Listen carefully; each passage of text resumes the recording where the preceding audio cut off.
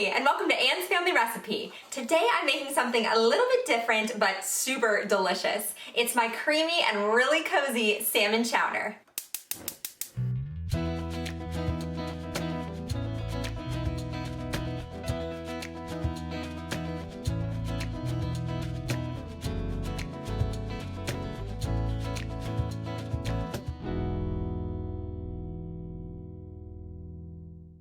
My husband grew up eating salmon chowder, and I found this incredible recipe on epicurious.com. I tweaked it slightly, and I've been making it for over 10 years now. It is so flavorful. It's creamy, but it's also still pretty light, so you don't feel weighed down after you eat it. But I think you're going to absolutely love this. It's kind of unique. I had never even had salmon chowder before in my life, but now I am a huge fan. So to start this recipe, I cubed up 3 medium-sized red skin potatoes, and then I chopped up an entire bunch of scallions.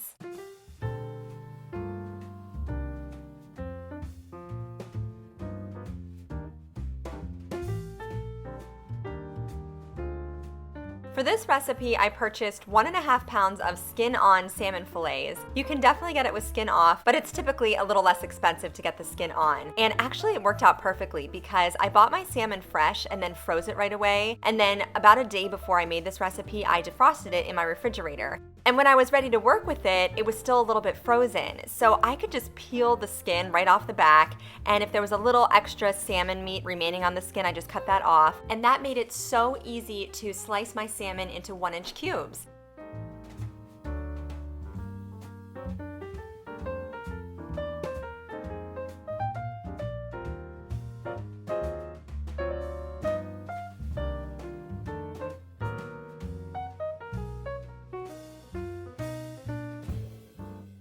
To start cooking my soup, I have my Dutch oven over about medium heat, and I added a couple tablespoons of olive oil.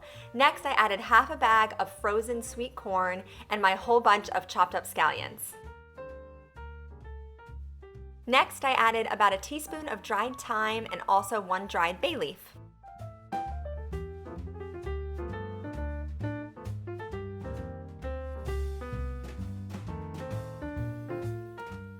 I also added in 3 cloves of minced garlic.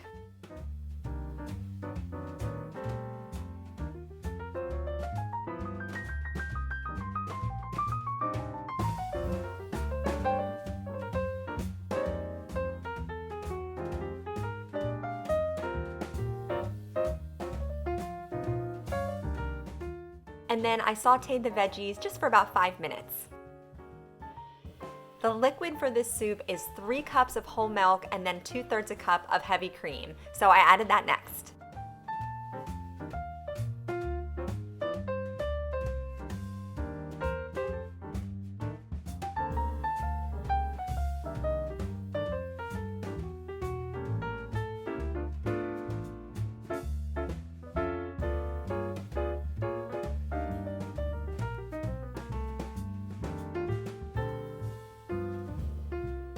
I covered this liquid and brought it to a gentle boil, and then I added my potatoes and cooked them for about 10 minutes.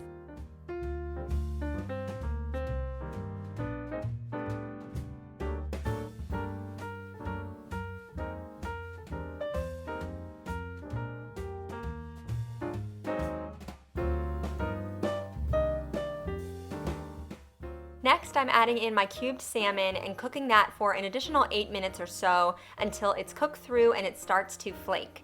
Now, I found that since there wasn't enough liquid in the pot to submerge the fish, that covering it helped it to cook evenly.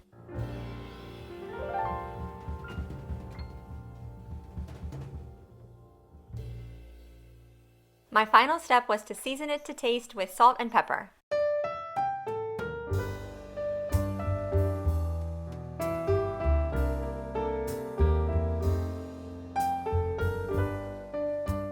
This soup is warm and comforting, and cooking the potatoes right in the milk instead of boiling them ahead of time kind of thickens the liquid too, so it makes it really nice and creamy and rich. Plus, the soup has a little bit of freshness from those pops of corn, and I reserved some green onions to sprinkle on top, so that again adds a little bit of crunch and some freshness as you're eating this delicious soup. I hope you give it a try. Don't forget to subscribe to my channel and give this video a thumbs up if you liked my salmon chowder recipe today. Thank you so much for joining me here in my kitchen, and I'll see you again soon with more family recipes.